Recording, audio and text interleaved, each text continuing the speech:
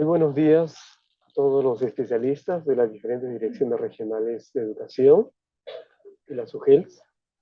Queremos, a nombre del Ministerio de Educación, darles la bienvenida a esta asistencia técnica, donde vamos a desarrollar y revisar en realidad un tema que ustedes ya conocen respecto a los actos de administración interna que crean y organizan el funcionamiento de las IES públicas a nivel nacional.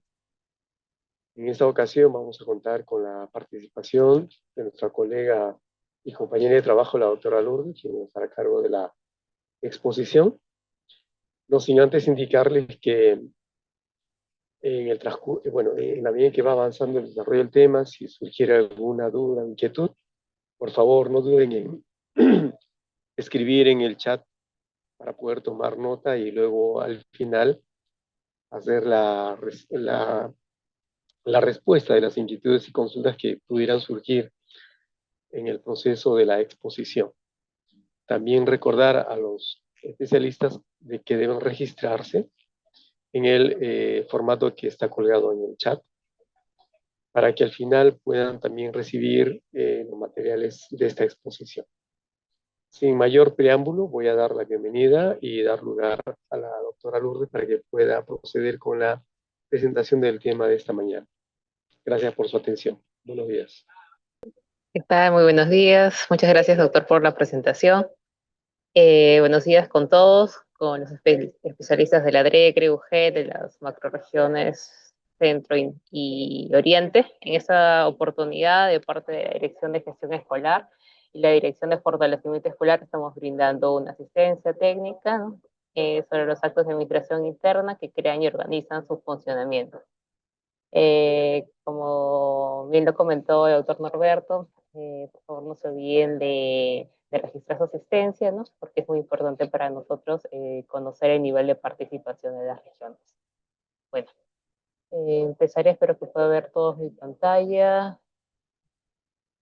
Ya. En primer lugar, respecto al contenido de la asistencia técnica, como lo pueden ver en la pantallita, ¿no? Esta va a ser estructurada de esta manera, ¿no? Con los primeros dos grandes temas es los tipos de gestión de instituciones educativas públicas, educación básica, ¿no? Que ya lo hemos venido viendo con ustedes en el mes de abril, ¿no? Con las dos asistencias técnicas que tuvimos, ¿no? Y eso va a ser la base para poder empezar a explicarles, ¿no? La norma técnica que regula los actos de administración interna, de instituciones educativas públicas, y luego vamos a ver cada una de ellas, ¿no? De manera general, ya que son 14 actos de administración interna, ¿no? Para que tengan un enfoque global, ¿no? De cada una de estas, ¿no? Para que luego ya en el transcurso del año, ya con las siguientes asistencias técnicas, vamos a profundizar más, ¿no? Como bien en la asistencia técnica del día de ayer, ¿no? Algunos comentarios dijeron que, que sí, pues en una asistencia técnica no se puede hacer una capacitación así exhaustiva de cada uno de los actos, pero vamos a tratar de dar un enfoque, ¿no? Un enfoque global para que todos tengan un conocimiento general y ya lo vamos a ahondar poquito a poco.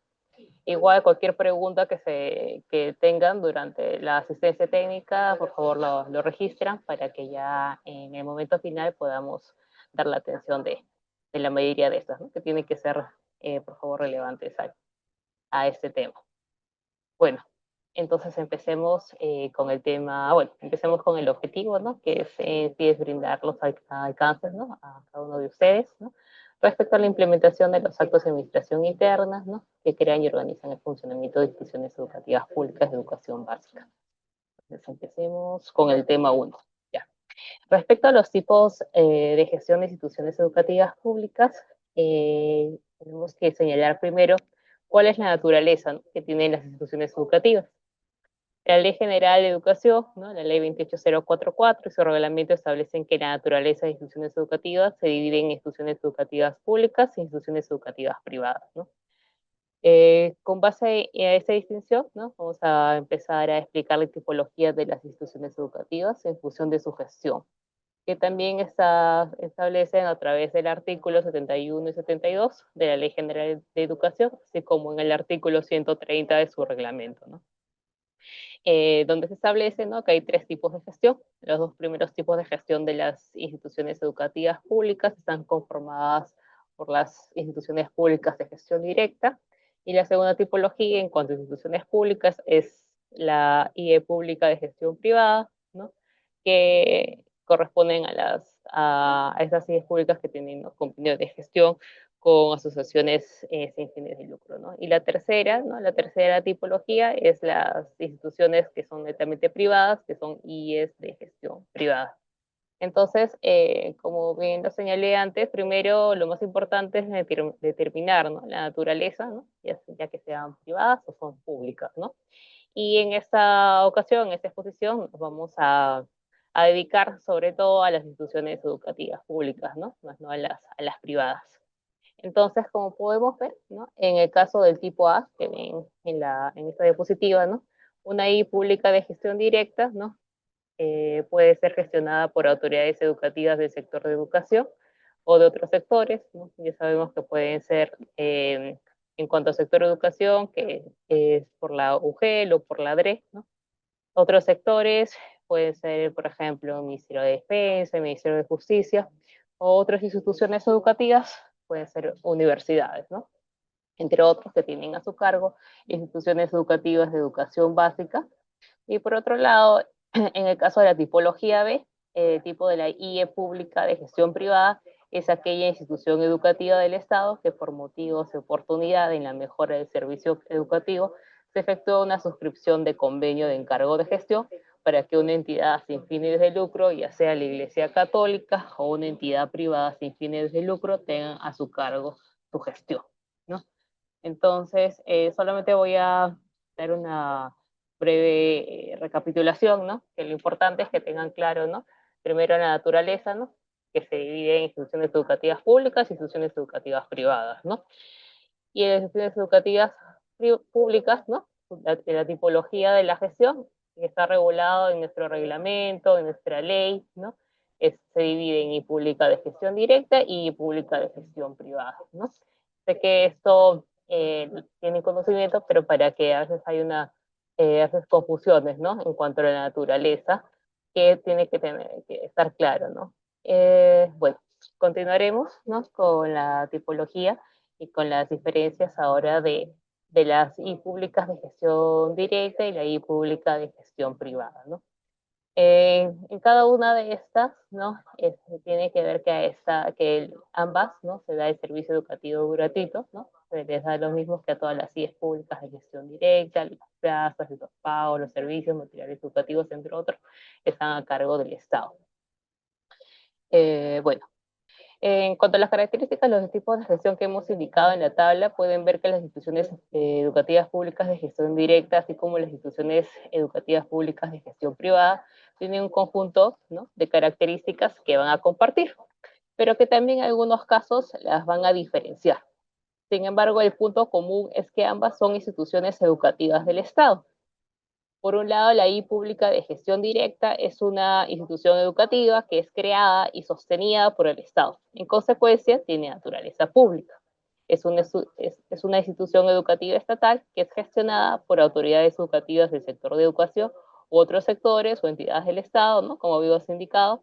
Aquí viene la característica que es fundamental, que la prestación del servicio educativo es gratuito. Y dirá, ¿por qué? ¿No? Todo siempre se avala, se fundamenta en la normativa que tenemos, ¿no? Que en sí es en la Constitución, en el artículo 17, ¿no?, donde está consagrado el principio de gratuidad en la prestación del servicio educativo, cuando este es brindado en una institución del Estado, de manera que una institución pública de gestión directa no puede cobrar por los servicios educativos que brinda. Por otro lado, desde un plano administrativo, la titularidad de los bienes, muebles, inmuebles también es del Estado. Y por otro lado, la asunción del pago de remuneraciones de personal de la institución educativa también es asumida por el Estado a través del sector que se encuentra a cargo de la gestión de la institución educativa. Por otro lado, tenemos a la institución educativa pública de gestión privada, que como hemos indicado es una institución educativa creada y sostenida por el Estado. En consecuencia, tiene naturaleza pública. La única diferencia es que esta va a ser gestionada, ¿por quién? Por una entidad sin fines de lucro como resultado de un convenio de encargo de gestión. Esto quiere decir que mantiene la naturaleza pública, ¿no? El servicio educativo que brinda también es gratuito, pues se sujeta al principio de gratuidad en la prestación del servicio educativo. Entonces, otra diferencia que podríamos indicar es que, si bien es cierto, los muebles, los equipos y los inmuebles o la infraestructura que resulten disponibles o funcionables a la prestación del servicio educativo pueden ser tanto del Estado como de la entidad gestora. Entonces ahí tenemos una diferencia, ¿no? Con respecto a la I pública de gestión directa, ¿no? Ahora, como quiera que se trate de una institución educativa estatal, el Estado también va a tener que asumir, ¿no?, la remuneración del personal. Es decir, la remuneración no es asumida por la entidad gestora, o sea, por la entidad privada sin fines de lucro, ya sea la ONG, sino que es asumida por el Estado, ¿no? En fin. Respecto de la institución de gestión privada, ya sabemos que son instituciones educativas que son autorizadas por la DRE, la GRE, ¿no?, a solicitud de quién, de una entidad privada o una persona natural. En este caso, sí pueden efectuar el cobro, ¿no? Ahorita estamos hablando netamente de las privadas, ¿no? Y en este caso sí se puede dar el cobro por el servicio educativo y el régimen económico y de la remuneración de su personal, ¿no?, del personal docente, ¿no?, va a tener que ser determinado por la misma entidad privada. Entonces, cabe recordar que nos vamos a referir únicamente a las instituciones educativas públicas, ¿no?, cuando entremos al tema sobre, sobre los actos de administración interna, o también conocidos como actos resolutivos de administración. Entonces, solamente quería acotar, antes de pasar, ¿no?, a la siguiente diapositiva, que no hay que confundir con aquellos actos que son emitidos en el marco de procedimientos administrativos para instituciones educativas privadas, ¿no? Lo que nosotros hemos desarrollado, ¿no?, es en esta diapositiva, ¿no?, es un conjunto de criterios tentativos, ¿no?, como indica en el título, ¿no?, el título referencial, que pueden contribuir, ¿no?, a identificar el tipo de gestión de una institución educativa de educación básica, ¿no? Bien, en el primer criterio, ¿no?, como pueden observar, hay que considerar que el criterio principal, ¿no?, es el acto original, es decir, es el acto resolutivo de creación. Entonces, ¿por qué es importante? Porque se puede determinar a partir de lo que se resuelve, lo que resuelve el acto originario, ¿no?, para identificar la naturaleza y el tipo de gestión, ¿no? Entonces, en sí, siempre tiene que haber una revisión exhaustiva, ¿no?, del acto originario, ¿no?, que cada uno de ustedes debe de hacer, ¿no?, cuando lleguen a revisar, ya que el acto originario de la institución educativa es la que va a resolver crear la institución educativa.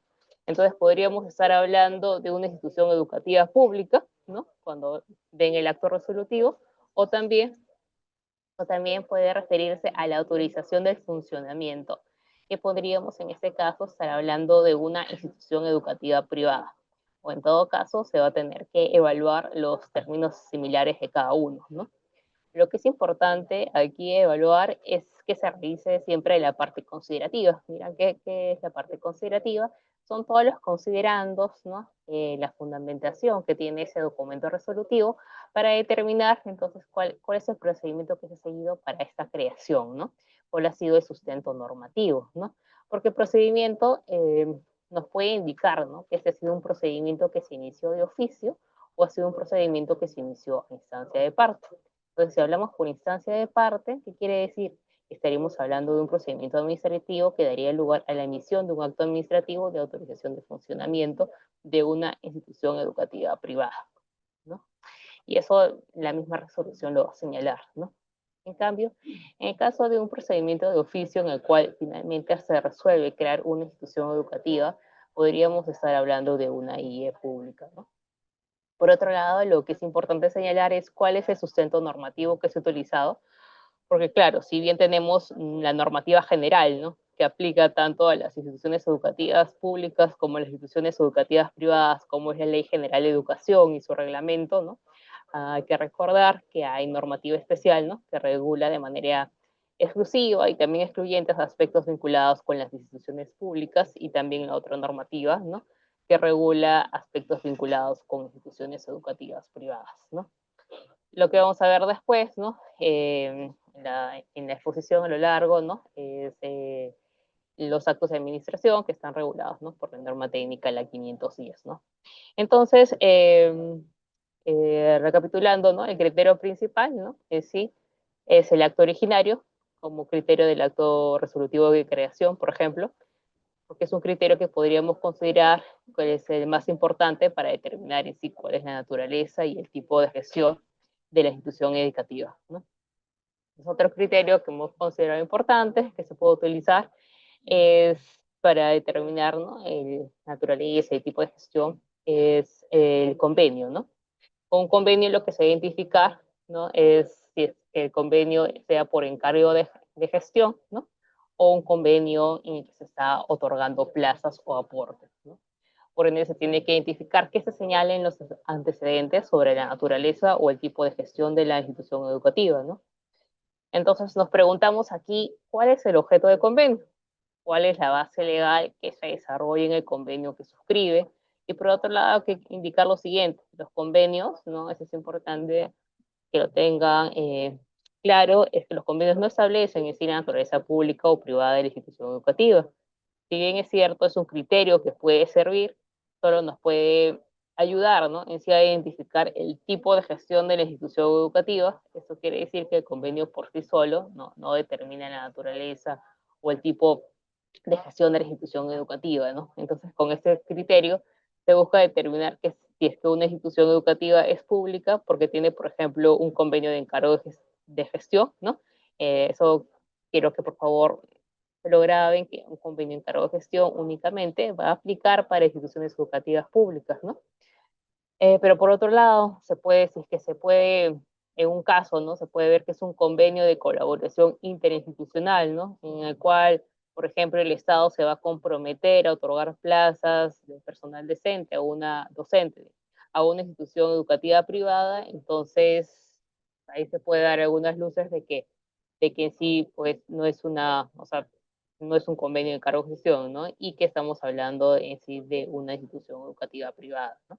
Entonces, todo eso se tiene que dar una revisión, ¿no? Porque cada caso es distinto a otro, ¿no? Y bueno, hemos elaborado un tercer criterio, ¿no? Que es importante identificar, que tiene que ver con la característica que ha sido desarrollada en la norma, ¿no? En la norma técnica, y que tiene que ver con la gratuidad en el servicio educativo, ¿no? Que es una característica fundamental de las instituciones educativas públicas, ¿no? Que hemos iniciado, ¿no? Explicando que el artículo 17, ¿no? De la Constitución eso lo señala, ¿no? Y eso se va desarrollando también en la Ley General de Educación y su reglamento, ¿no? Entonces, esto nos puede dar algunos indicios respecto de si la institución educativa es pública, ¿no? O es privada, ¿no? Pero obviamente no es determinante, ya que hemos señalado que el criterio principal para poder ir desarrollando los demás criterios, ¿no? Es la revisión, ¿no? En sí, del acto originario, ¿no? Que es la base de todo. ¿Por qué digo eso? Porque si bien es cierto que nos pueden seguir los otros criterios, ¿no? Es importante aquí determinar si una IE privada también podría ser una institución educativa que no cobre por los servicios educativos. O sea, hay casos, ¿no? Que están dando de ejemplos, ¿no? Que en algunos casos podría, ¿no? Podría pasar que una institución educativa privada, ¿no? No se dé cobro de pensión, ¿no? O de ingreso, pero a veces las instituciones educativas privadas, las netamente privadas, no confundirse con las públicas de gestión privada, ¿no? Tienen son facultativos, ¿no? Pueden cobrar o no cobrar algunas veces algún tipo de pensiones o cuotas, ¿no? Cuotas de ingreso, ¿no? Pero eso no va a implicar que estas instituciones sean educativas públicas, ¿no? Entonces hay que hacer esa diferenciación cuando se haga la evaluación respecto de cuál sería el tipo de gestión de una institución educativa, ¿no? De educación básica. Por otro lado, otro criterio que también se desprende de las características de las instituciones educativas reguladas en la tipología es que hay que evaluar quién asume el pago de remuneración del personal, ¿no? Ya se ha dicho en términos generales, ¿no? Que el pago de remuneración del personal es asumido por el Estado, ¿no? Cuando la institución educativa es pública. Por el contrario, cuando la institución educativa es privada, el régimen económico y la remuneración de su personal, ¿no? Desde un punto de vista de la normativa sociolaboral es asumida ¿por quién? Por el privado, ¿no? Sin embargo, hay una excepción que se trata de una IE privada que mantiene, por ejemplo, un convenio de colaboración para que el Estado asuma el otorgamiento de plazas, ¿no? Es un ejemplo, ¿no? Entonces, en este caso, ¿no? Son ese tipo de cuestiones de variables que se pueden presentar, que se deben considerar para determinar si efectivamente una institución educativa paga la remuneración de su personal, ¿no? Mejor dicho, si el Estado va a pagar la remuneración del personal docente, de los auxiliares, ¿no? Por cuanto esta es pública o si se trata de una IE privada que tiene un convenio de esa naturaleza, como les acabo de decir, ¿no? Entonces, cada caso es diferente, ¿no? Entonces, respecto a estos 4 criterios, ¿no? Que les he pasado a explicar, ¿no? Hay que indicar que son solo criterios orientativos y referenciales, ¿no? Que pueden contribuir a identificar el tipo de gestión de una IE educación básica. Sin embargo, la autoridad competente, ¿no? Va a ser la Dirección Regional de Educación, el Gobierno Regional de Educación, ¿no? las, las direcciones, ¿no? Que deben realizar esta evaluación en cada caso en concreto, ¿no? Entonces, por lo que se debe indicar, ciertamente, que no son los únicos criterios, ¿no? Tener en cuenta para la evaluación, ¿no? Es decir, la DRE o la GRE, sobre todo en coordinación siempre con la UG, debe utilizar otros criterios, ¿no? También destinados a identificar la naturaleza y el tipo de gestión de la institución educativa cuando evidentemente haya dudas respecto a ellos, ¿no? Entonces esos criterios nos pueden servir, ¿no? Para identificar el tipo de gestión de una institución educativa en la medida que haya una duda, ¿no? Respecto a esta naturaleza o tipo de gestión. Entonces, igual estas diapositivas, ¿no? Las van a poder descargar, ¿no? A veces preguntan en el chat, por favor compartan las diapositivas, pero eso la pueden descargar. Ni bien termine esta exposición, hacen la encuesta de la misma y inmediatamente pueden descargar las diapositivas, ¿no? Y no, por favor no se olviden, vamos a ya pasar al segundo tema, ¿no? De ir registrando, por favor, su participación. Como les estoy diciendo, es muy importante tener eh, un mapeo, ¿no? De que las regiones están participando y de todas maneras hay un feedback y una retroalimentación por ambas partes, ¿no? Que es muy importante, ¿no? Para ir continuando, ¿no? A lo largo de este año, ir acompañándonos y ir aprendiendo cada vez un poquito más sobre estos temas que son muy importantes en el día a diario, en la vida laboral, ¿no? Bueno, ahora, sin más preámbulos, ¿no? Vamos a pasar al tema 2, que son los actos de administración o actos resolutivos de instituciones educativas de educación básica. Y bueno, primero voy a pasar a hablar un poquito de los aspectos normativos básicos respecto a estos actos. Primero tenemos, como vemos en esta ilustración, la Constitución Política de Perú, nuestra norma de normas que establece que la educación es gratuita, ¿no? Cuando se prestan a través de las instituciones educativas del Estado. Entonces aquí tenemos el principio de gratuidad en la prestación del servicio educativo. Y por el otro lado, establece el mismo artículo que el Estado promueve, ¿no? La creación de centros, instituciones educativos donde la población los requiera.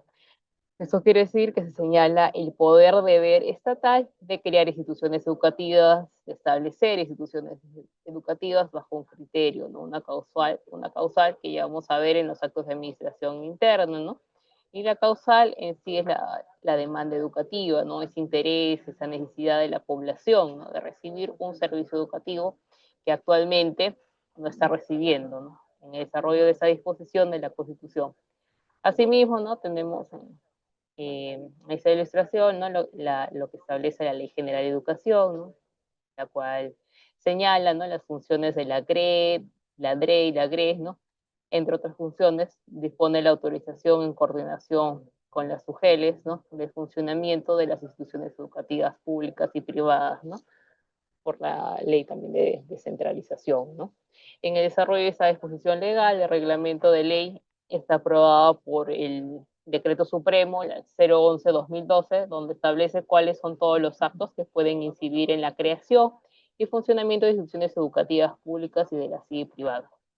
No obstante, vamos a referirnos a las IE públicas que están establecidas en este artículo 131, que establece 2 reglas, ¿no? En primer lugar, una regla de competencia, es decir, que la DREP es el órgano competente, ¿no? Para emitir el acto de creación de una institución educativa pública, y una segunda regla sobre la demanda educativa, ¿no? Es decir, La creación de una institución educativa siempre, ¿no? Siempre que hay una demanda educativa, como lo habíamos dicho, ¿no? Cuando hay una población en un determinado ámbito geográfico, ¿no? Que tiene interés en recibir el servicio educativo que no está recibiendo. En el artículo 132, ¿no? Establece reglas de competencias y hay que precisar lo siguiente, ¿no? El artículo 132 fue un artículo, ¿no? Que ha sido modificado en el año 2021, que establece ahora que los actos de cierre y de traslado de institución educativa, ¿no? Ya no son autorizados por la UGEL, sino actualmente por la DRE. Entonces, la DRE es el órgano que en la actualidad es el competente para estos actos, ¿no? Para emitir estos actos de creación, de cierre definitivo y de traslado, ¿no? Ya no se encuentran a cargo del UGEL. Entonces, ahora pasamos a la norma técnica, ¿no? Que fue aprobada por la resolución ministerial la 510, la 2017, ¿no? ¿Cuál es su finalidad de esta norma técnica que regula la creación de instituciones educativas públicas de educación básica? Es establecer disposiciones correspondientes a estos actos de administración, ¿no? Y uniformizar su emisión, para lo cual tiene los objetivos claramente determinados, ¿no?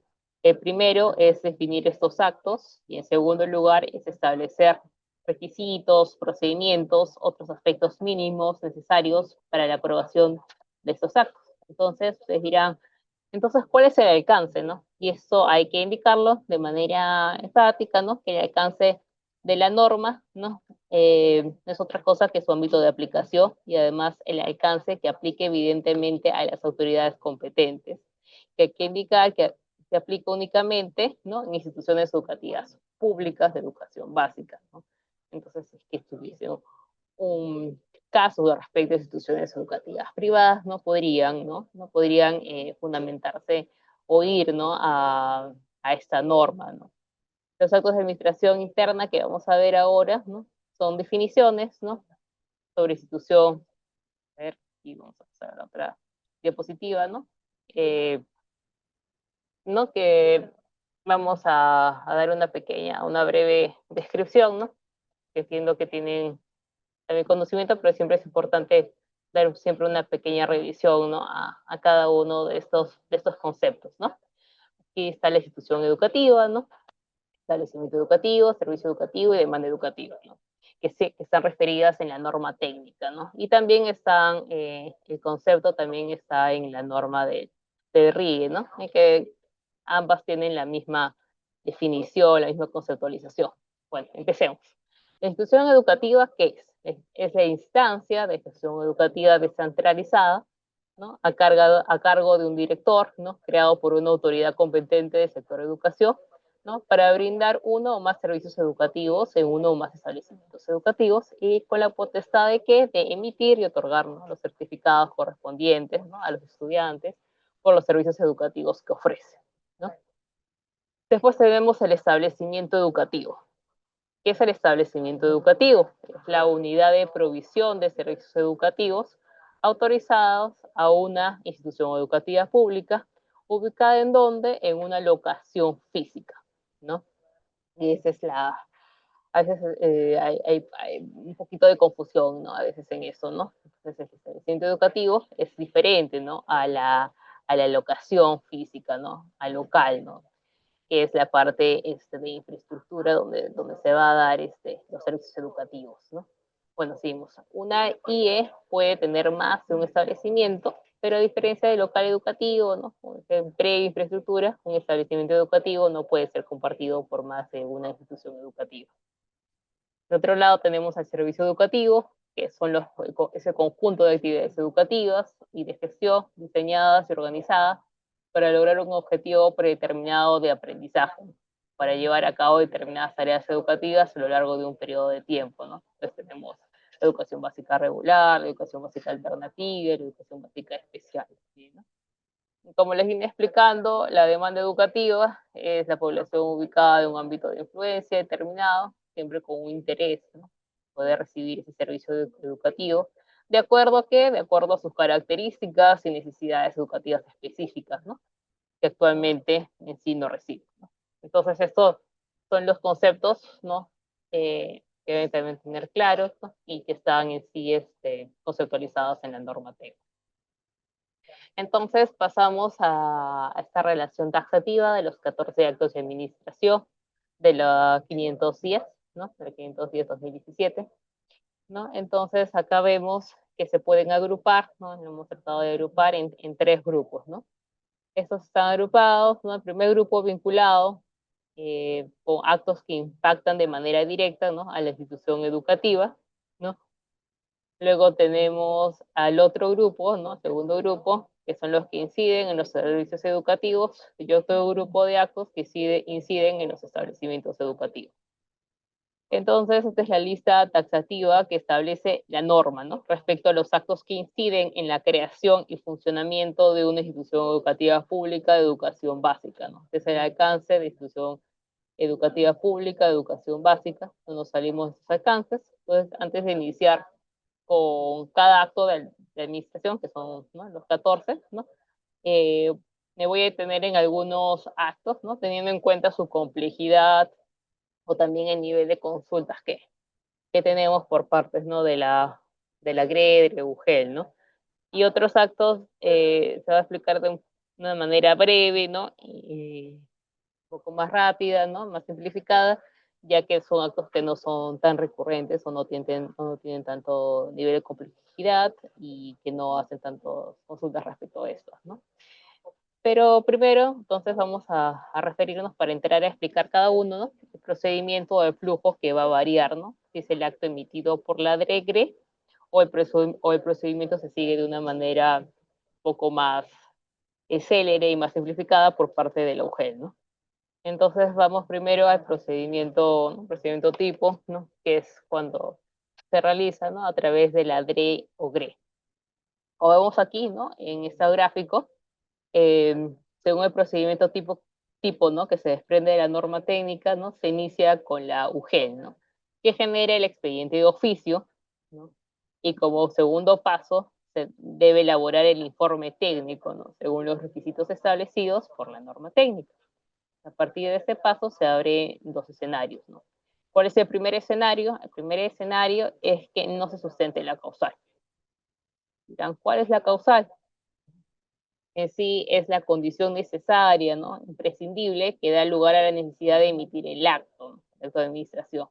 Pues bien, esa es la causal, es el fundamento de hecho, ¿no? El fundamento de derecho que da lugar a esta necesidad o que hace procedente la emisión de este acto. Decíamos que a partir de este segundo paso, ¿no? Se establece ahora dos escenarios: que se sustente la causal o que no se sustente la causal. Si no se sustenta la causal, ¿qué van a hacer? Van a tener que archivar el expediente, ¿no? Pero si se sustenta la causal, ¿no? Se elaboran los documentos, o sea, ven que todos los documentos está ok, ¿no? Los requisitos también se cumplen, ¿no? La exigencia de lo que establecido la norma técnica. Entonces, a partir de eso, entonces se generan estos tres escenarios. Entonces, un primer escenario es que cuando se eleva a la DRE, ¿no? La DRE evalúa el expediente, ¿no? Y lo devuelve para archivar, ¿no? Porque dice, no considero que resulta pertinente, ¿no? Por la emisión del acto, ¿no? Otro segundo escenario es que cuando se da la elevación, ¿no? La DRE lo revisa y dice, encontrar algunas observaciones que van a tener que ser levantadas. Entonces eso va a regresar, ¿no? Al UGEL, ¿no? Para que puedan levantar esas observaciones y luego, ya cuando se levanten, se procede con la emisión del acto.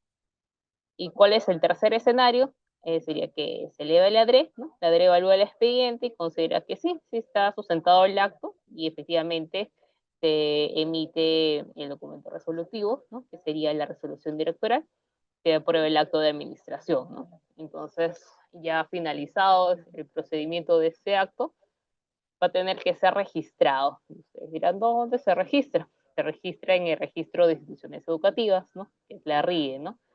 Y esta norma técnica que les comenté hace un ratito, ¿no? Está aprobada por la resolución secretarial general, la 096-2017, ¿no? Entonces ahí es importante que también puedan revisar esta norma, ¿no? Para que vean ese procedimiento registral, ¿no? Que tiene cada uno de los actos, ¿no?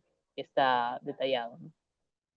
Entonces ahora vamos a ir a procedimiento por parte del UGEL, ¿no? Que es el procedimiento como les vine señalando que es un poco más simple, ¿no? Porque aquí únicamente, ¿no?, va a intervenir la UGEL, ¿no? Entonces, ¿cómo inicia? Inicia con la generación del expediente de oficio por parte del UGEL.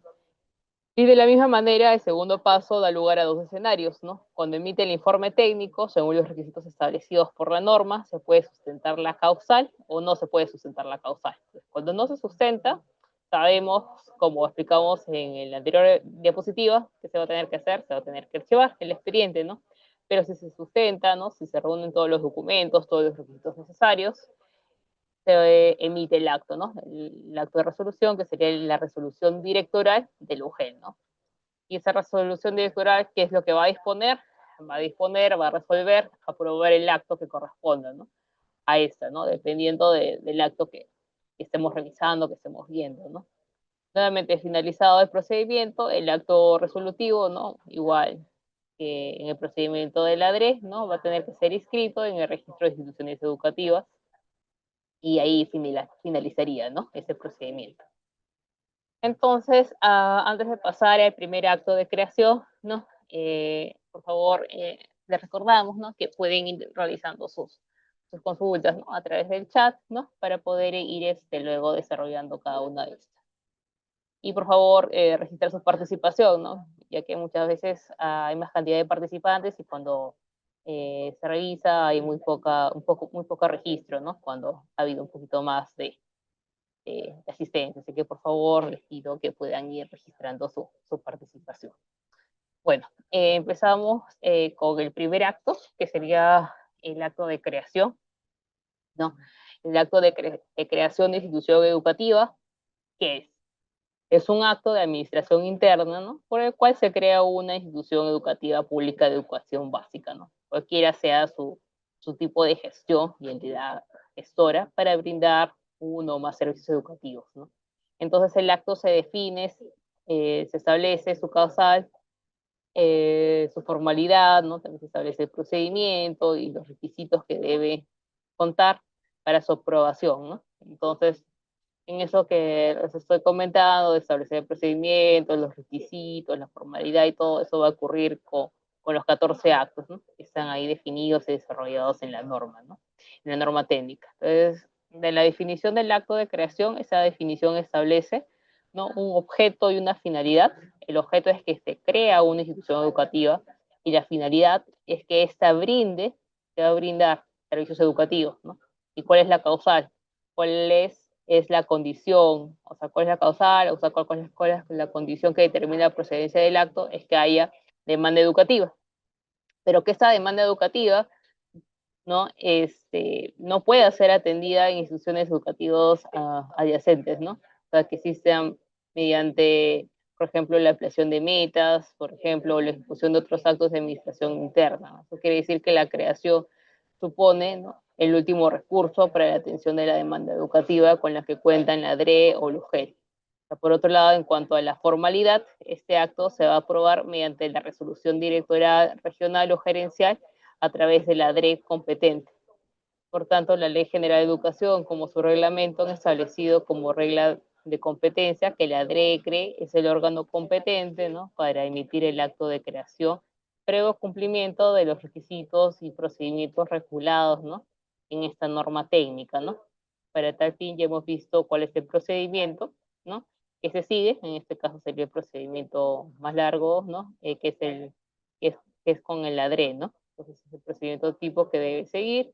Y con respecto a los requisitos, vamos a desarrollar el requisito sustantivo, que es el informe técnico de oferta de demanda educativa, ¿no? Esto lo vamos a desarrollar ya al final, ¿no? Pero tiene que tener en cuenta nuestros requisitos, un tanto más formal, que son los requisitos que ustedes podrán revisar en la misma norma técnica, ¿no?, aprobada por esta RM 510-2017 en la que estamos desarrollando. Bueno, con respecto al contenido de la resolución, como podemos ver al lado derecho, ¿no?, en esta cajita amarillita de la derecha, ¿no?, está el contenido mínimo de esta resolución, ¿no?, que es parte del procedimiento y lo que busca es tener este contenido mínimo, ¿no?, en los requisitos, identificar de manera clara, de manera plena, cuál es el objeto del acto, ¿no?, del acto de creación de la institución educativa. Entonces se tiene que ocurrir para todos los casos de los actos resolutivos que estamos desarrollando. O sea, todos los actos tienen que cumplir con estos requisitos que están establecidos, ¿no? Es decir, qué institución educativa estamos hablando, cuál es su dominación, dónde está ubicada, a qué jurisdicción pertenece, qué servicios educativos va a ofrecer, cuál es la fecha de inicio de su funcionamiento y cuál es el tipo de gestión de la institución educativa que se está creando, ¿no? Entonces hay que recordar que una institución educativa pública puede ser de gestión directa, ¿no? O una institución pública de gestión privada. Entonces vamos a pasar al acto de fusión, eh, que su causal en sí no es como el acto de creación, que es por la demanda educativa, sino básicamente en este acto de administración es la causal de eficiencia, es decir, la optimización en el uso de recursos del sector, es decir, en el uso de recursos humanos, de equipamiento, de infraestructura mobiliaria, que resultan funcionales a la prestación del servicio educativo, ¿no? Esto con la finalidad de qué, de mejorar la prestación del servicio educativo, ¿no? Que vienen ofreciendo más de una institución educativa. Entonces, la fusión, que es lo que busca, es que se integren dos o más instituciones educativas públicas de educación básica que pasan a formar una única institución educativa pública. Y esta fusión es una fusión por absorción, es decir, de todas las instituciones educativas que se fusionan, ¿no? Que funcionan, habrá una institución educativa absorbente y subsistente, o absorbida, ¿no? Que mantendrá, diríamos, sus características adicionales a las de las instituciones educativas que están siendo integradas. Este acto de fusión, ¿no? Es aprobada por resolución directoral del UGEL competente. Y ahí pueden ver también, ¿no? El contenido en la parte derecha, ¿no? En la caja amarilla, ¿no? Mínimo de la resolución que estamos viendo, ¿no? Y eso está debidamente establecido, ¿no? Si es que se da una revisión de cada uno de los actos en la 510, ¿no? Que es muy similar, ¿no? En cada uno de los actos casi siempre señala ¿no? Casi las mismas características con algunas variaciones, ¿no? Por eso es importante decir que se tenga mapeado cada uno de estas, ¿no? Bueno, empezamos ahora con la conversión de una institución educativa, ¿no? Que es un acto que se define porque se cambia el tipo de gestión de las instituciones educativas. Esto es importante señalar porque hay que establecer la diferenciación entre un cambio de tipo de gestión y un cambio de naturaleza de una IE, ¿no? Entonces, con esto me estoy adelantando un poco porque lo que hay que decir es que no se debe confundir la posibilidad de convertir, ¿no?, una institución educativa pública de gestión directa, ¿no?, en una IE pública de gestión privada, ¿no? Por ejemplo, en la conversión de una institución educativa pública, no netamente pública, en una institución educativa privada o viceversa, eso no se puede efectuar, ¿no? Entonces, el acto de conversión es un acto por el cual se dispone, ¿no?, el cambio de tipo de gestión de una IE pública de educación básica, ya sea de gestión directa, a una institución educativa pública de gestión privada. Entonces, acá entramos a la causal de la celebración de un convenio de encargo de gestión, dada la oportunidad de mejora, ¿no?, en la prestación del servicio educativo que brinda la institución educativa. Entonces, este acto de conversión está ligado estrechamente con el tipo de gestión de una IE pública de gestión privada por convenio, ¿no? Entonces, esto quiere decir que la institución educativa pública se convierte en privada, no se privatiza, no se convierte en una IE privada, ¿no? Mantiene su calidad, su naturaleza de institución educativa pública. La conversión solamente se va a dar por el tipo de gestión, ¿no? Como ven en la parte inferior derecha de la pantalla, ¿no? Se puede notar, ¿no?, dos escenarios, ¿no? Supuestos de procedencia e improcedencia de conversión, ¿no? Los supuestos de procedencia de la conversión, ¿qué se puede hacer? Lo tenemos ahí, ¿no? En eso se puede convertir entonces el tipo de gestión de una IE pública de gestión directa en una IE pública de gestión privada y viceversa, ¿no? ¿Por qué? Porque únicamente ahí estamos jugando con los tipos de gestión, no estamos convirtiendo en la naturaleza de la IE, ¿no?, de una IE pública privada a una IE pública, ¿no? O viceversa, de una IE pública a una IE privada, ¿no? Entonces, eso sí es lo que no se puede efectuar, ¿no? Convertir de una naturaleza a otra, ¿no? ¿Por qué? Por dos cuestiones, ¿no? Un principio de legalidad, ¿no? Que constriñe a todos los funcionarios y servicios de administración pública, ¿no? Que todos, tanto ustedes como nosotros, ¿no? Tenemos que conducirnos a partir de las atribuciones, ¿no? Que nos están establecidas, ¿no? Que son establecidas por la Constitución, por la ley y por las demás normas, ¿no? Como quiere que las normas no señalen la posibilidad de que una IE pública se convierta en una IE privada, eso no sería procedente. Eso en primer lugar, y en segundo lugar, porque claro, esa conversión, ¿no? De naturaleza alteraría en sí, ¿no? La naturaleza jurídica de la institución educativa pública, ¿no? Lo cual no se encuentra permitido, ¿no? Por ninguna de las normativas que hemos señalado, ¿no? A lo largo de esta exposición. Bien, por otro lado tenemos el siguiente acto, que es el cambio de entidad gestora, que es un acto que ciertamente no es muy recurrente en comparación con la conversión, ¿no? Y que a diferencia del cambio de tipo de gestión o de conversión, ¿no? Supone que en este caso, ¿no? Supone que la IE, o sea, que la institución educativa, ¿no? Mantiene su tipo de gestión, pero lo único que se va a cambiar es la entidad que la gestiona, ¿no? O sea, en el caso de conversión, de cambio de tipo de gestión, ahí sí, sí se va a dar por ejemplo, de un sector, no sé, por ejemplo, ¿no? Que está gestionado, por ejemplo, por las Fuerzas Armadas y que puede ser gestionado ahora por una ONG, ¿no?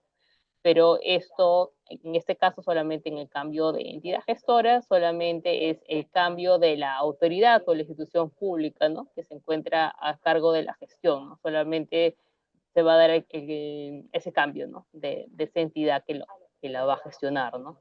Por ejemplo, en un cambio en lo que es, por ejemplo, una institución pública de gestión privada, ¿no? Lo único que se va a dar el cambio es que, por ejemplo, una ONG A, ¿no? Ya no la va a gestionar la ONG A, sino va a gestionar la ONG B, ¿no? Solamente va a ser el cambio de esa entidad, ¿no? Ese cambio de entidad sin fines de lucro, la que va a gestionar, ¿no?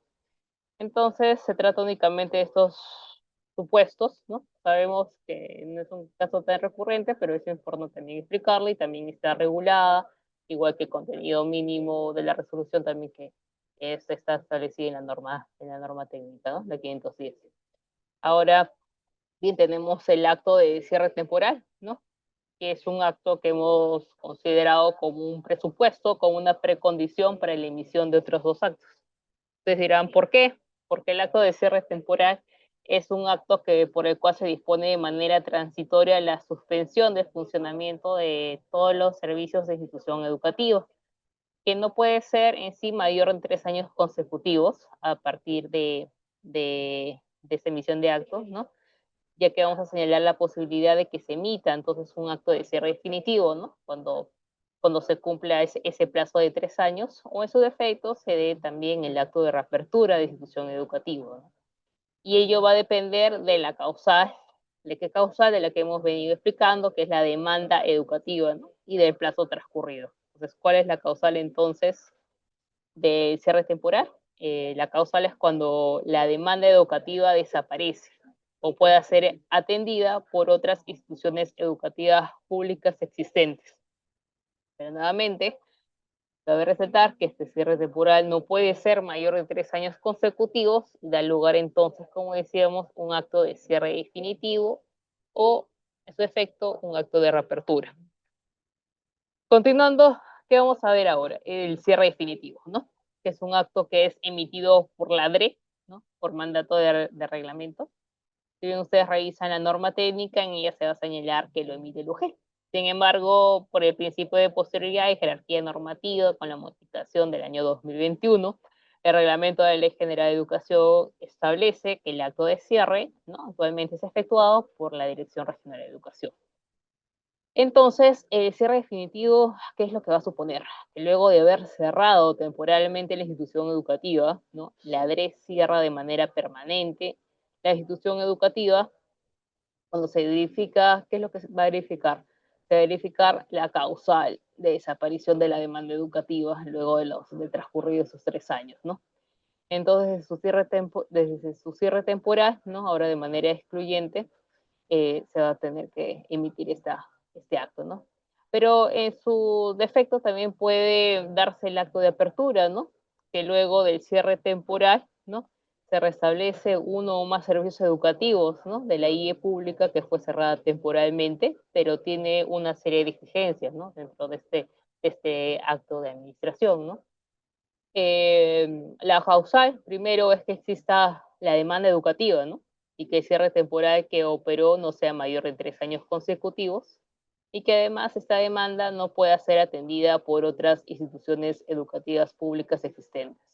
Entonces, como podemos ver, para la emisión del acto de reapertura hay una serie de restricciones adicionales, y en este caso, de no cumplirse, tendría que regularizarse un acto de cierre definitivo. Por ejemplo, cuando no hubiera demanda educativa, o si esa demanda educativa puede ser atendida por otras instituciones educativas, en este caso, este cierre temporal, y ya o sea, se haya operado por más de 3 años, entonces decimos que se va a tener que dar ¿no? el cierre definitivo, ¿no? Entonces, recapitulando, entonces, cuando desaparece la demanda educativa, que no puede ser mayor de 3 años y que puede dar lugar a un cierre definitivo o una reapertura de institución educativa, la reapertura es aprobada, ¿no? Por una resolución directoral de la UGEL competente, ¿no? Entonces, ahora pasamos al siguiente grupo, que es el grupo que incide, ¿no? En los servicios educativos de la institución educativa, ¿no? Que es el acto de ampliación de servicios educativos, ¿no? Que es un acto por el cual se dispone que una institución educativa pública brinde uno o más servicios educativos adicionales en los cuales previamente ofrecía. Es decir, por ejemplo, ¿no? Una institución educativa de educación básica regular de nivel inicial, ¿no? Quiere ampliar sus servicios, o sea, quiere ampliar servicios educativos de educación básica primaria, ¿no? Entonces, respecto de la causal, lo que hay que indicar acá es que la causal es muy parecida, por no decir idéntica, a lo que señala la creación, ¿no? El acto de creación, con una salvedad que para el análisis no se consideran otros actos de administración. Entre los otros actos de administración que se deberían considerar antes de emitir el acto de ampliación, en vez de que se genere el acto de creación, ¿no? ¿Por qué? Porque la creación en sí es un acto que se utiliza como última ratio, ¿no? Como último recurso para atender la demanda educativa. Entonces, el acto de ampliación es un acto que se aprueba, ¿no? ¿Por qué? Porque acto se va a dar por una resolución directoral de la UG competente, ¿no? Entonces, el acto de ampliación supone que se atienda una demanda educativa en un ámbito de influencia determinado que no puede ser atendida por otras instituciones educativas públicas, ya que existen mediante una serie de medidas como la ampliación de metas o actos que imparten en ellas, sin considerar el acto de creación. Ahora tenemos también el caso de los servicios educativos, ¿no?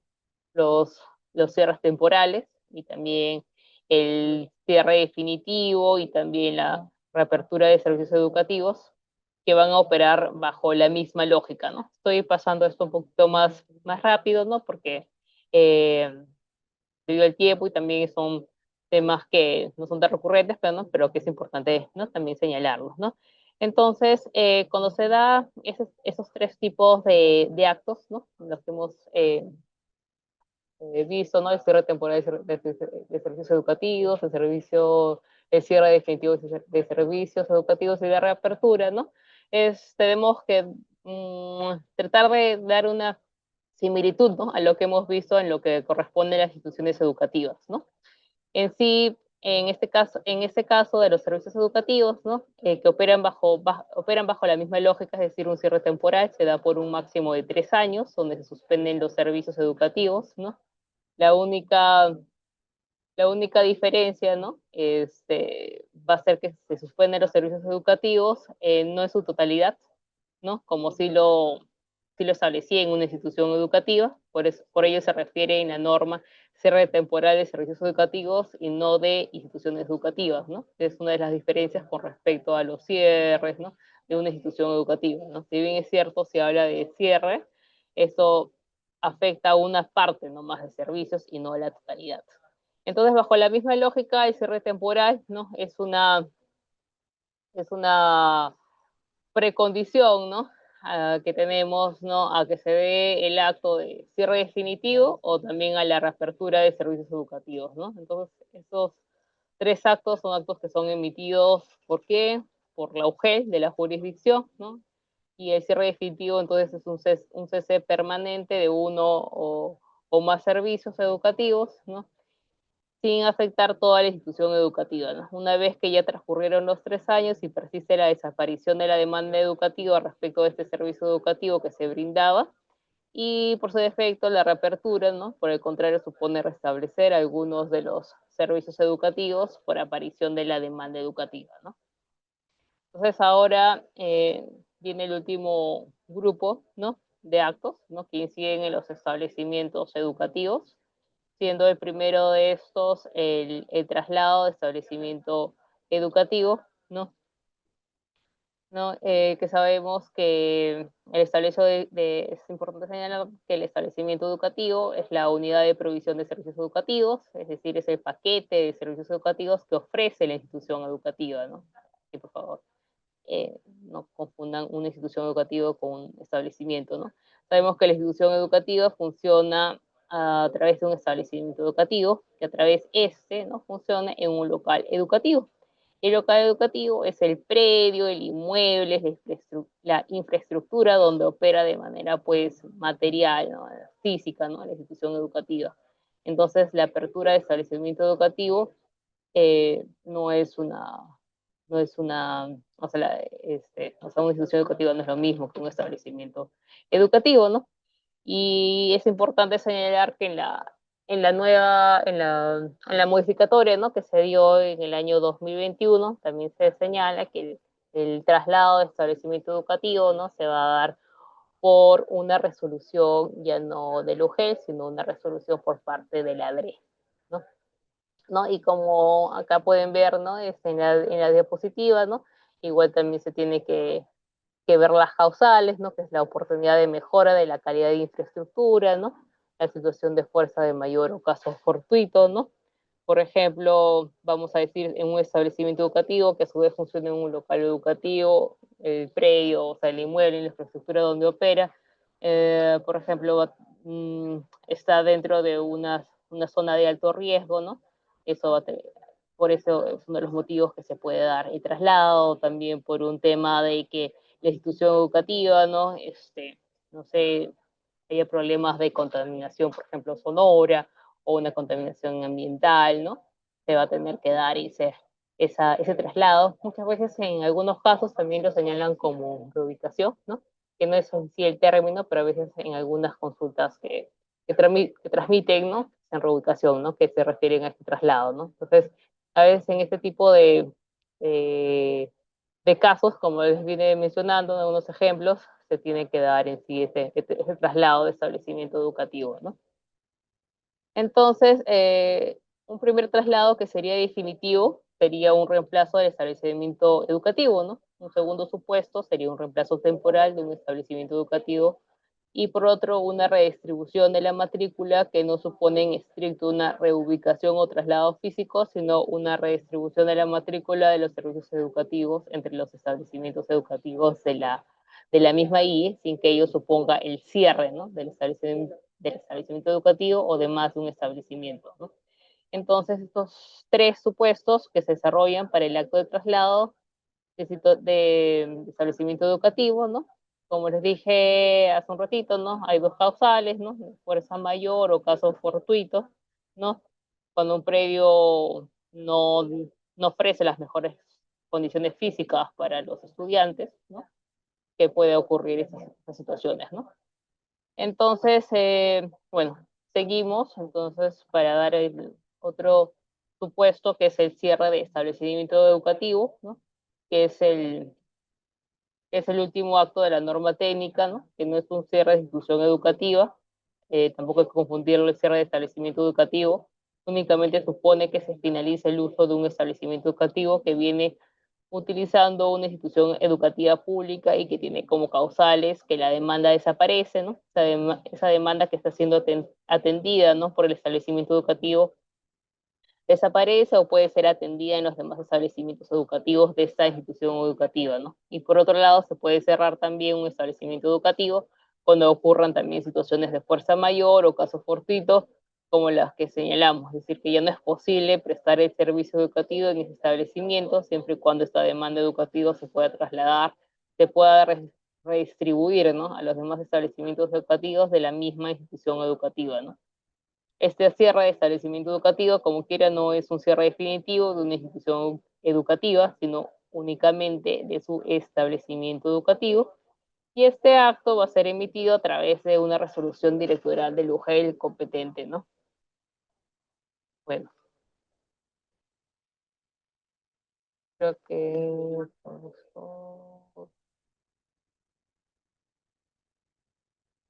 Bueno, ahora vamos a pasar al informe técnico de estudio de oferta y demanda educativa, que ciertamente es el requisito sustantivo, ¿no?, que da lugar a pues, la determinación de la pertinencia de la causal que permita, según el acto, que se trate de atender la demanda educativa, y en este caso hay que indicar lo siguiente, ¿no? El requisito de informe técnico es un requisito que debe contener como mínimo 5 secciones, ¿no? Un análisis de demanda educativa, un análisis de la oferta educativa, un análisis de las vías de acceso a las instituciones educativas y el balance de la oferta y la demanda educativa y la conclusión sobre la pertinencia del acto. Bien, con respecto al primer punto, que es el análisis de la demanda educativa en concreto, lo que se debe realizar ahí es un análisis respecto de la demanda educativa presente y de la demanda educativa futura. Es decir, la demanda educativa presente se debe basar en determinadas características como la edad, el sexo, el nivel o grado alcanzado, lugar de residencia, la lengua materna, las necesidades educativas especiales, entre otras, que puedan tener el público objetivo potencial del acto, que es lo que busca atender esa demanda educativa, ¿no? Es decir, que se debe realizar un análisis de la demanda educativa actual y una proyección sobre la demanda que podría generarse en el futuro. Esto es, identificando evidentemente no solo las características, sino también el ámbito de influencia, el ámbito geográfico dentro del cual se podría atender la demanda educativa, donde se podría cubrir la demanda, ¿no?, mediante la oferta educativa. Y justamente el segundo paso del análisis es determinar cuál es mi oferta educativa. Esta oferta educativa debe considerar una serie de asuntos como propuesta de ubicación de la institución educativa a ser creada, cuando se trate de una propuesta de creación de institución educativa, también identificación y locación de las instituciones educativas en el ámbito de influencia, incluyendo instituciones educativas cerradas temporalmente, servicios educativos y la capacidad de atención de las instituciones educativas ubicadas en el ámbito de influencia, ¿no? También pueden considerar instituciones educativas que hayan sido cerradas temporalmente porque se considera que hay una posibilidad de que puedan ser reabiertas, ¿no?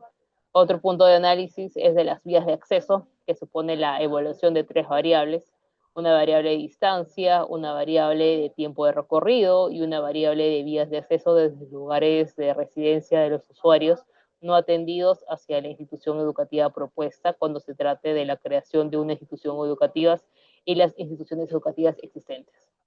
A ver, en el caso de este análisis es evidente que cada caso debe ser evaluado, ¿no?, de manera pormenorizada.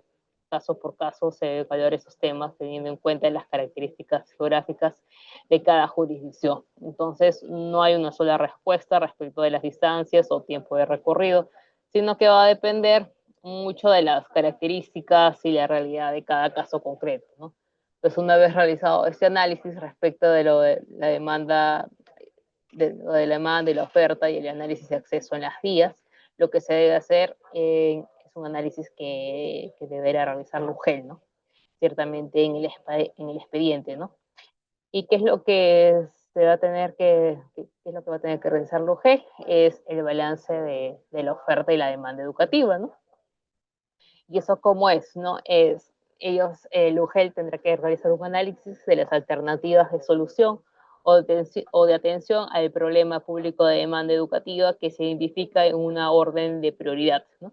Y aquí la norma, ¿no?, la norma técnica es clara, hay un orden de prioridad, es decir, se establece una prelación, ¿no?, en virtud de la cual se deben analizar de manera escalonada, ¿no? ¿Cuáles son las medidas que permiten cubrir la demanda educativa? Entonces, tenemos 6 medidas, ¿no? Que se puede ver en este gráfico.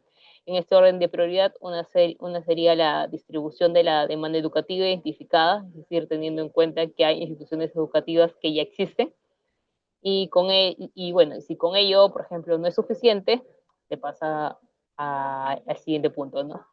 Que se debe evaluar como segunda medida la ampliación de metas de los servicios educativos de las instituciones educativas, y si con ello no es suficiente, ya se debe estar pensando en el tercer punto, que es un acto resolutivo, que es la ampliación de servicios educativos, si con ello tampoco es suficiente para cubrir la demanda educativa, ¿no?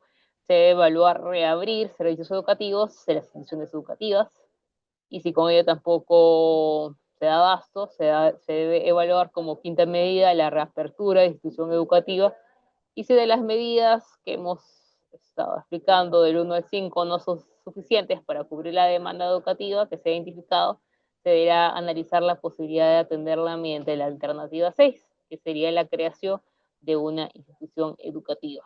Entonces, como pueden ver y como hemos indicado a lo largo de esta exposición, la creación de una institución educativa es el último recurso que se debe evaluar para cubrir la demanda educativa identificada, ¿no? En el ámbito de influencia determinada. Entonces, cuando hay un problema público de demanda educativa dentro de las jurisdicciones de la DRE, GRE, UGEL, no deberían evaluar como primer medida la creación de una institución educativa, sino de dar una evaluación, ¿no?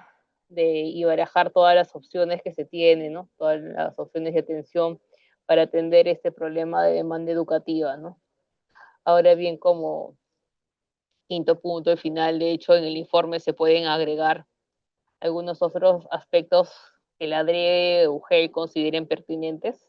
Se debe concluir si hay pertinencia o si no hay pertinencia para la emisión del acto, que debe sustentarse en la causal.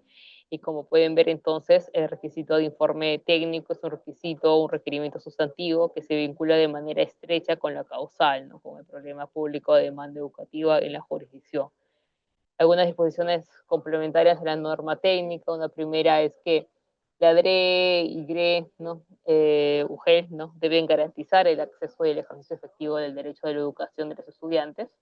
Por otro lado, que se puede aprobar más de que sí se puede, ¿no? Aprobar más de un acto de administración interna en un documento resolutivo, siempre que evidentemente se cumplan con todos los requisitos y causales correspondientes para cada acto que se aprueba. Por ejemplo, la conversión y un cambio de entidad gestora, ¿no? Podría ir dentro de un mismo documento resolutivo, ¿no?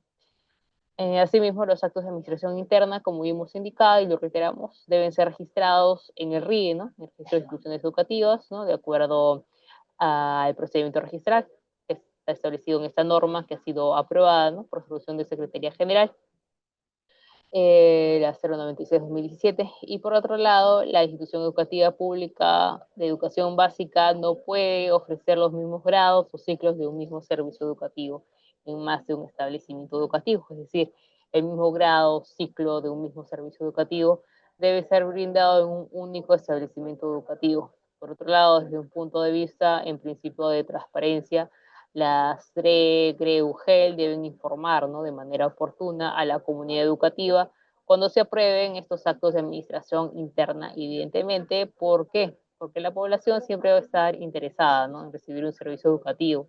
Y por otro lado, en el marco de su autonomía, los gobiernos regionales, sobre todo, son los responsables de que los establecimientos educativos, donde operan las instituciones educativas, no se ubiquen en zonas de alto riesgo, ¿no? Y que no contravengan con la legislación especial vigente, que son algunas de las disposiciones importantes que puedan ser consideradas, ¿no? Y que están reguladas en esta norma técnica, ¿no? No son todas, pero son las que hemos podido considerar las más pertinentes, ¿no? Entonces, con esto concluido, ¿no? De manera general, ¿no? Los actos de administración interna de la 510, ¿no? Con la base en sí de la tipología de instituciones educativas. Entonces, vamos a pasar ahora, ¿no? A tomarles un breve examen, ¿no? Que son 6 preguntitas, ¿no? A través de un documento de Google Form, ¿no? Entonces vamos a darles, creo que como máximo 15 minutitos para ver cómo estamos, si hemos podido comprender. Sé que son temas que ya lo saben, pero siempre es bueno tener una breve revisión, ¿no? Y ir pudiendo tener un feedback de estos temas importantes. Así que bueno, ya regresamos. Por favor, vayan registrando su asistencia y dejando también sus preguntas, porque luego de que ustedes terminen este pequeño formulario, ¿no? Voy a pasar a dar las respuestas, ¿no? De cada una de estas y luego el doctor Norberto va a poder dar respuesta a las preguntas que se consideren pertinentes, ¿no? Que han brindado en el chat. Entonces, en unos 10 a 15 minutitos ya nos volvemos a ver, bueno, para poder responder las preguntas de este formulario y las preguntas también que ha formulado. Gracias y ya nos vemos. ¿Qué tal? Buenos días. Esperando que ya la mayoría haya concluido con el formulario, ¿no? O sea, a pasar a ver los resultados de cómo les ha ido. Entonces, los resultados de la capacitación que hemos venido realizando el día de ayer y el día de hoy. Por favor, sigan registrando, por favor, sus respuestas y a la vez también les pedimos que no se olviden de registrar su asistencia, por favor, porque siempre hay menos participantes de los que verdaderamente están en la sala, ¿no? Entonces les pido que por favor puedan registrar su asistencia, ¿no? Y a la vez, de esa manera también nosotros tenemos un marco global de quienes están en esta asistencia técnica, ¿no? Y es importante tener mapeado eso, ¿no? Para poder dar luego información a los coordinadores. Bueno, empezaremos dando las respuestas, ¿no? De las preguntitas. No se preocupen que luego ya vamos a dar pase al doctor Norberto que nos va a ayudar en dar las respuestas a sus preguntitas en el chat. Bueno, empecemos. En la primera pregunta, ¿no? Que es sobre tipos de gestión, una OGEL, ¿no? Les consultamos, ¿no? Nos consulta muy preocupados sobre lo siguiente, ¿no? ¿Qué normas regulan la suscripción del convenio de encargo de gestión de una institución educativa? ¿No? Y la respuesta en este caso es que sí existe normativa, ¿no? Que lo regula, ¿no? Como la Ley de Procedimiento Administrativo General, la Ley General de Educación y su reglamento, ¿no? Además de la norma técnica que hemos venido explicando en esta asistencia, la 510-2017, ¿no? Entonces, a pesar de que a veces nos consultan sobre la resolución ministerial, la 326, que hicimos, "Oh, pero ahora cómo podemos solucionar este caso si es que ya ha habido esta derogación de esta norma de convenios, ¿no? Pero siempre tenemos esta normativa habilitante que va a ayudar a poder dar atención a estas solicitudes, ¿no? Sobre las prórrogas de convenios de gestión. En el segundo caso, sobre el caso de conversión, ¿no? Señala un UG solicita al Minedo autorización para cambiar el tipo de gestión de una IE de educación básica en una IE pública de educación básica de gestión directa, ¿no? ¿No? Se pone un hincapié de que se trata de una institución educativa de educación básica de gestión privada que tenía convenio con UGEL para la asignación de plazas docentes, ¿no? Entonces la respuesta es que no se podría, ¿no? Porque el Minedu, ¿no? No es la autoridad competente, ¿no? Para emitir estos actos de administración interna. O sea, un acto de administración interna lo expide el Minedu, ¿no? Lo tiene que expedir, ya sea la UGEL o la DRE, ¿no? En este caso de conversión, ¿quién sería? Sería la UGEL, ¿no? Y la conversión de una IE de gestión privada, netamente privada, a una IE de gestión pública, ¿no? Es improcedente, ¿no? Por lo que hemos venido explicando, no se puede hacer el cambio de la naturaleza de una institución educativa, ¿no? Lo que se puede dar es el cambio de tipo de gestión, ¿no? Pero que tenga la misma naturaleza, ¿no? Por ejemplo, en lo que hemos explicado de una institución de gestión directa, una institución pública de gestión directa, una IE pública de gestión privada y viceversa, ¿no? Sobre el caso de decisión, ¿no? Una UG consulta sobre la posibilidad de separar en dos instituciones educativas, una institución educativa pública de educación básica que presta los servicios educativos de inicial y secundaria, ¿no? Indica que la solicitud se debe a que cada nivel opera en dos locales educativos distintos. Después sería la respuesta, ¿no? No se podría, ¿no? Porque la normativa vigente no contempla, ¿no? La posibilidad del acto de decisión, independización o separación de una institución educativa pública de educación básica, ¿no? O sea, no está en sí normada la decisión en la normativa técnica que hemos venido explicando, ¿no? En la 510-2017, ¿no? Del Minedo. Y a ver, el número 4, la pregunta 4, sobre tipos de gestión, ¿no? Una UG consulta que una IE pública de gestión privada, ¿no? Viene realizando cobros como matrícula y pensión de mensualidad, ¿no? Es posible que una IE pública de gestión privada pueda efectuar ese tipo de cobros. La respuesta es la segunda, ¿no? No es posible que las instituciones educativas públicas de gestión privada, por su naturaleza, que es gratuita, ¿no? Puedan efectuar ese tipo de cobros, ¿no?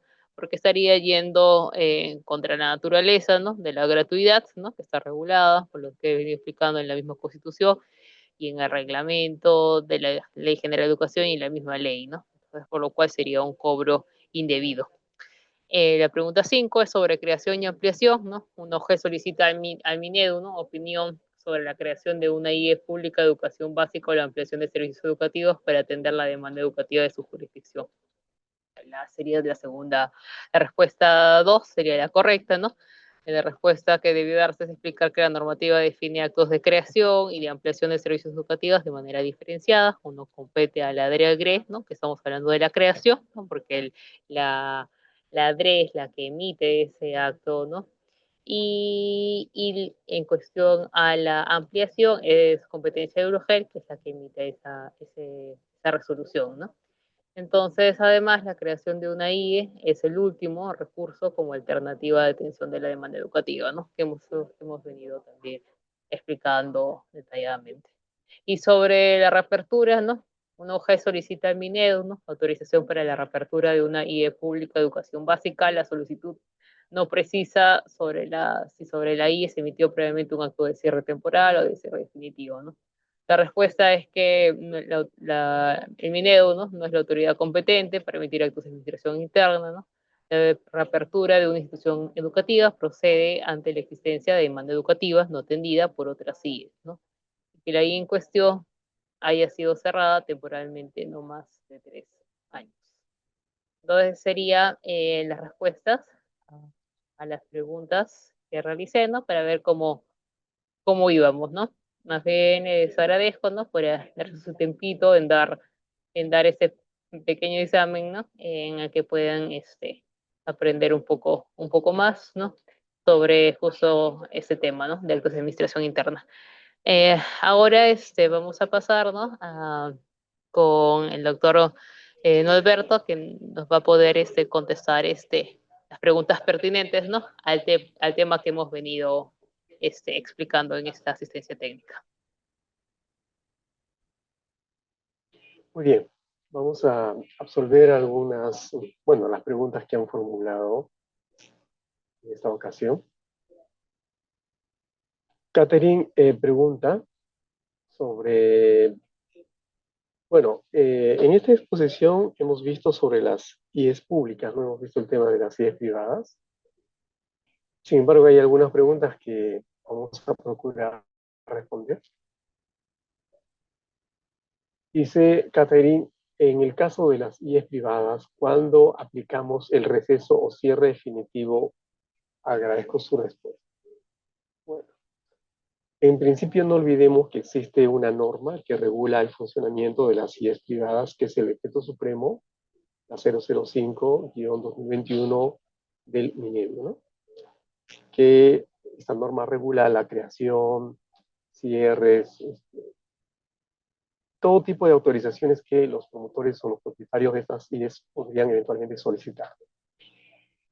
Nos preguntan cuándo se aplica. Bueno, así como se autorizó la creación a petición del promotor o propietario, en el mismo sentido procederá el cierre, ahí lo llaman suspensión temporal o el cierre definitivo, de acuerdo a la petición que pueda formular. ¿Cuáles pueden ser las posibles causales? La norma no lo establece en realidad, ¿no?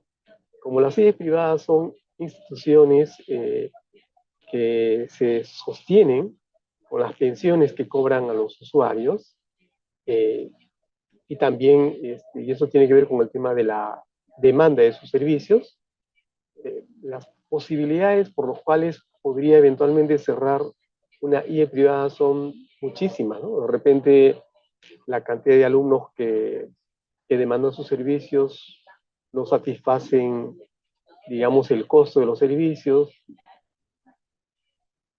¿no?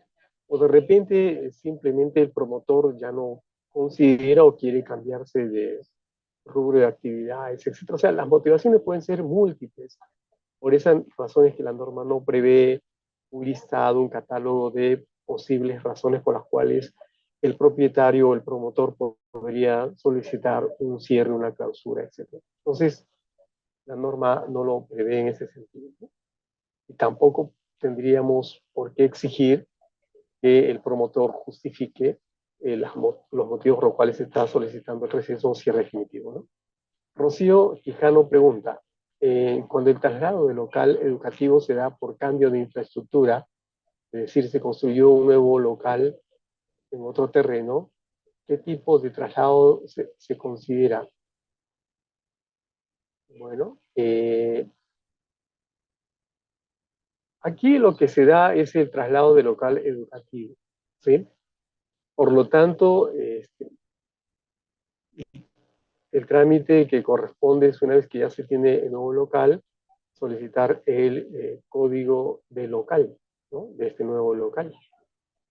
Y lo que se va a realizar puede ser el traslado de la institución educativa, si es toda la I la que se va a trasladar, o puede ser que alguno de los servicios se traslade. Entonces, en función a ello se tendrá que determinar si se trata del traslado de una IE o el traslado de un establecimiento, que tiene que ver básicamente con servicios parciales que presta la institución educativa. Ugel Tambopata pregunta, ¿quién sanciona a una institución privada si tiene cierre temporal y sigue funcionando, ¿no? Además teniendo la resolución directora de cierre temporal? Bueno, en la norma que les he mencionado, que es el Decreto Supremo 005 del año 2021, tiene en el anexo 1 un catálogo de infracciones que los promotores podrían cometer. Y en ese catálogo hay una serie de infracciones clasificadas como leves y como infracciones graves o muy graves. La norma precitada señala que las infracciones leves son sancionadas por la Unidad de Gestión Educativa Local, por la UGEL. Y las infracciones graves o muy graves, la sanción le corresponde a la Dirección Regional de Educación, ¿no? En ambos casos es la UGEL el que tiene que promover el inicio del procedimiento sancionador, que además está regulada en la norma. Hay que agotar un procedimiento y al final, una vez verificada la infracción cometida, se emitirá los actos resolutivos de sanción, ¿no? En este caso, el cierre temporal, bueno, el funcionar sin la autorización de reapertura es una falta muy grave y por lo tanto le corresponde sancionar a la Dirección Regional de, en este caso, Ucayali, sería, ¿no? Tambopata, si no me equivoco, está en Ucayali, ¿no? Samuel pregunta, ¿cuál sería el trámite de una IE, supongo dice, en una IE inicial que desaparece la demanda de niños, pero la profesora matricula a su hijo? Bueno, que una institución educativa, que una institución inicial funcione con un solo alumno, bueno, en realidad no justifica toda la carga que implica para el Estado la manutención de una IE. No solamente tiene que ver con el docente, sino hay personal de seguridad, personal administrativo, etcétera, etcétera. Entonces son varias plazas involucrados y obviamente no amerita. ¿Quién hace la evaluación, la supervisión permanente de los servicios? Es la UGEL. Y es la UGEL la que puede promover, en este caso, la suspensión o en todo caso sería la suspensión temporal de esta institución educativa. Bueno, esa labor le corresponde a la UGEL y la UGEL tiene que tomar cartas en el asunto, o sea, no puede permitir situaciones como esta. Si no hay demanda, está por demás la oferta educativa que se pretende ofrecer. Yo creo que en este caso procedería la reubicación del niño a otro IE cercano y así no le rogamos mayores gastos al Estado, ¿no? Que finalmente es dinero público y es dinero de toda la población. Arlene pregunta, en el caso de una IE privada que haya incumplido lo establecido, bueno, creo que la respuesta ya está hecha, dependiendo de la gravedad de la infracción, dependerá. Las infracciones leves son sancionadas por la UGEL, las infracciones graves o muy graves son sancionadas por la DRE. Y vuelvo a decir, en el anexo 1 de esa norma está el catálogo de todas las infracciones. Ustedes pueden verificar ahí qué tipo de... incluso están establecidos los tipos de infracciones, ¿no? Isabel pregunta, dice, la UGEL Pasco, en la UGEL Pasco existe una IE de nivel inicial, primaria, secundaria, que viene siendo administrada por una universidad. Sin embargo, Minedo asigna plazas, presupuesto para el mantenimiento local, cuenta con una resolución de creación o gestión directa, y la UGEL no tiene injerencia en la administración. ¿Qué procedimiento debemos realizar para que se nos asigne plazas y presupuesto? No sé quién es la que preguntas. Es un especialista de la UGEL, presumo, ¿no? A ver, si es una IE pública de gestión directa, obviamente, en teoría, quien administra esta institución es la UGEL, ¿sí? Y por lo tanto, la UGEL asigna todas las plazas docentes, directivos y todas las plazas administrativas. Incluso puede asignar presupuesto para todos los servicios que esta IE necesita, ¿no? Ahora, esta IE, sin embargo, está siendo administrada por la universidad y presumo que esta administración también debe estar inyectando presupuesto para algunas otras necesidades, ¿no? Eso se da en la mayoría de las experiencias donde una universidad gestiona una IE para efectos de utilizar esta institución como un centro de prácticas para sus estudiantes de educación, ¿no? De los diferentes niveles. Bueno, la UGEL no tiene la función de supervisar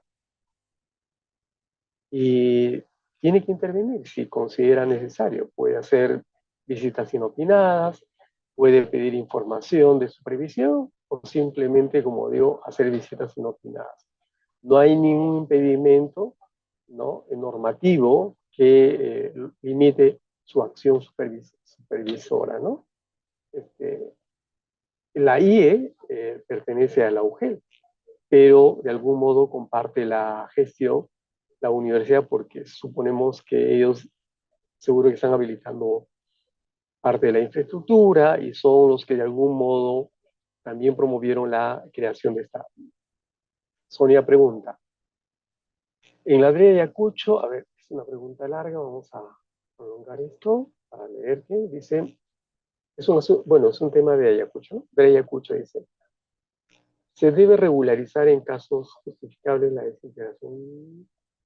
desintegración independiente. No sé a qué se refiere con la desintegración, independización o excesión de un nivel de servicio educativo, donde existen servicios educativos de los niveles inicial, primaria, secundaria, fusionada, porque en algunos casos existen problemas. Bueno, la pregunta no es muy clara, ¿no? No sé si se trata de una institución educativa que tiene varios locales y en estos varios locales están diseminadas, si se quiere, los establecimientos educativos, es decir, de repente un local funciona primaria, en otra inicial, en otra secundaria, no sé si ese es el caso. Cuando se habla de fusión, bueno, en realidad la figura de fusión es que hay dos IES que tienen resolución de creación y eventualmente uno de ellos ya no tiene la demanda de sus servicios y se va a fusionar. Entonces desaparece una razón social y se integra a otra, ¿no? Previo cierre definitivo de una IE, o también puede ser Ahí el establecimiento podría fusionarse si es que hay pocos alumnos y no justifica este, que esta IE siga brindando este establecimiento, este servicio. Sería cuestión de analizar, pero la pregunta aquí es un poquito confuso porque habla de desintegración, habla de independización y habla de decisión. En realidad estas figuras no se aplican mucho en la organización y funcionamiento de las IES, sino es un término que se utiliza mucho a nivel de redes, ¿no?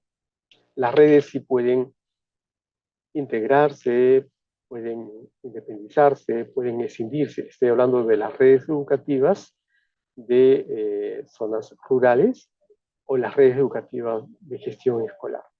Pero esta tipología de desintegración, independización o escisión no se utiliza en el lenguaje del funcionamiento de las IES públicas.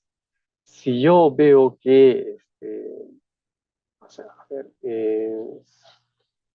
una institución educativa está atendiendo a población de un extenso territorio y por allí alguna comunidad considera tener el número suficiente de estudiantes como para que se pueda crear una IE, pues se solicita la creación, los estudiantes se desmatriculan de esta institución y se van a la otra. No hay una decisión, ¿no? Simplemente los alumnos pueden matricularse aquí y luego si hay una institución creada en su zona, simplemente eh, buscan su matrícula en otro establecimiento. Así funciona, sobre todo, digamos, el flujo y el reflujo, si se quiere, de la población estudiantil. Pero esos términos no utilizamos, por lo menos no se utiliza en la normativa de la 510. El tipo de gestión de las IE es pública o privada, ¿es correcto? Cuando hablamos de IE, de gestión directa y gestión privada, ¿a qué nos referimos? Bueno, eh, rápidamente señalo lo siguiente. La ley de educación y el reglamento reconocen por su naturaleza dos clases de instituciones educativas. Una institución educativa pública y una institución educativa privada, por su naturaleza, ¿sí? La institución educativa pública está a cargo, obviamente, del Estado y la institución educativa privada está a cargo de un promotor, ¿sí? Persona natural o jurídica particular de derecho privado. Eso está claro. Dentro de las IES públicas hay tipos de gestión, ¿sí? Hay tipos de gestión. No sé si podría poner la doctora esa diapositiva para poder un poquito ampliar en la explicación. A ver, vamos un ratito a ver y de repente ilustramos mejor. Creo que la primera es. Ahí ustedes pueden ver en el cuadrito rápidamente. Entonces, por su naturaleza, podemos encontrar una IE privada o una IE pública, ¿verdad? Y por el tipo de gestión, las IES públicas se clasifican en dos. Las IES públicas de gestión directa y las IES públicas de gestión privada. A su vez, las IES públicas de gestión directa pueden estar a cargo de sector educación. O sea, la UGEL directamente gestiona, administra con un director a una IE pública, ¿verdad? Pero también esta IE pública podría estar a cargo de otros sectores.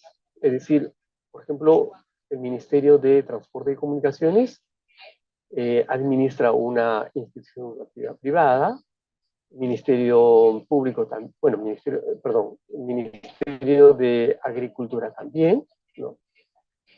O puede ser otras instituciones, por ejemplo, las Fuerzas Armadas.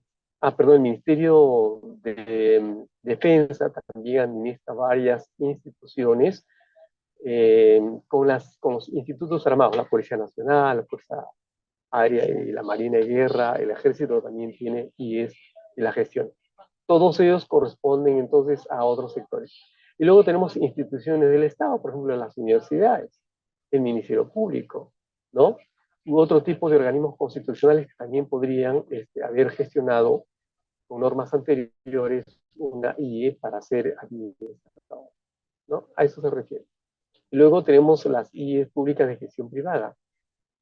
Son IES públicas, pero que están siendo gestionadas por instituciones sin fines de lucro o entidades sin fines de lucro, asociaciones, ONGs o la misma Iglesia Católica, ¿no?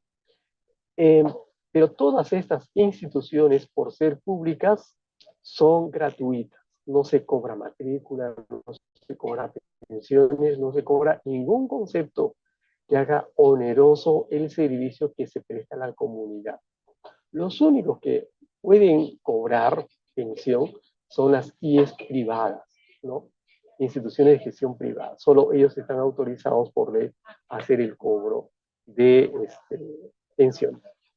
Muy bien, con eso creo que estaríamos terminando con absolver las preguntas que han formulado los participantes esta mañana, ¿no? Bueno, vamos a dar, o hay algunas otras más. Si hay una pregunta. No, están todas las preguntas ya absueltas. Muy bien. Con estas aclaraciones de las dudas, vamos a dar por concluido nuestra asistencia técnica esta mañana, agradeciendo la atención de cada uno de ustedes. Esperamos contar con su presencia en otra oportunidad para el mes de septiembre, octubre. Estamos pensando convocar también otra capacitación para ir fortaleciendo un poco más su conocimiento y puedan ustedes también desempeñar con mayor eficiencia sus labores que tienen en cada una de sus entidades, ¿no? No sin antes pedirles, por favor, que llenen la encuesta de satisfacción que está colgado allí en el chat. Una vez que ustedes terminen de llenar esta encuesta, podrán ustedes bajar el PPT que ha sido objeto de exposición de esta mañana. Así que le agradecemos desde ya su colaboración con la encuesta y agradecer también nuevamente su participación, su paciencia y su tiempo. Esperamos sea de provecho para cada uno de ustedes. Bueno, muchas gracias a todos. Que tengan un buen día. Muchísimas gracias, doctor Norberto, verdad que nos ha quedado súper clara las consultas, las respuestas han estado concisas y muy buenas, que sí, de verdad, espero que cada uno de ustedes haya podido retroalimentarse y poder eh, estar satisfecho, ¿no? con las respuestas y también con esta asistencia técnica. Por último, voy a dar las últimas conclusiones a esta asistencia técnica, ¿no? Hemos podido realizar estas 5 conclusiones, ¿no? En primer lugar, las instituciones educativas de educación básica son públicas o privadas. Por su tipo de gestión puede ser públicas de gestión directa, públicas de gestión privada o de gestión privada. Los actos resolutivos que inciden en la creación y funcionamiento de públicas de educación básica recaen en la competencia directa de las DRE, GRE y UGEL de la jurisdicción en el marco del sistema educativo descentralizado y la normativa vigente. La norma técnica, ¿no? que hemos podido explicarles en esta asistencia técnica, que es la RM 510 de 2017 Minedu, establece un conjunto taxativo de actos de administración interna, ¿no? que impactan en las IES públicas de educación básica, en las IES en sí mismas, en sus servicios educativos y en sus establecimientos educativos. Para su emisión se deben cumplir una serie de exigencias, ¿no? Las sustantivas y formales, ¿no? Como hemos venido explicando, las causales, los requisitos, el procedimiento y formalidad, ¿no? El acto de creación de una institución educativa, siempre acuérdense que es el último recurso para atender la demanda educativa, ¿no? Y para que lo tengan bien mapeado, donde están previstos el acto de conversión de IES públicas de educación básica en IES privadas de educación básica, ni viceversa, ¿no? Las IES públicas de gestión privada por convenio mantienen su naturaleza pública y ni el acto de decisión de una IES pública de educación básica se puede dar porque tampoco está normado en la norma técnica ni ley comprendida, ¿no? La que hemos estado explicando. Bueno, eso sería todo. Sé que de repente tienen alguna duda más, podrían contactarse conmigo para poder darles, tratar de darles las respuestas, ¿no? Ministerio de Educación. Ponle punche y ganamos todos Perú. Gobierno del Perú.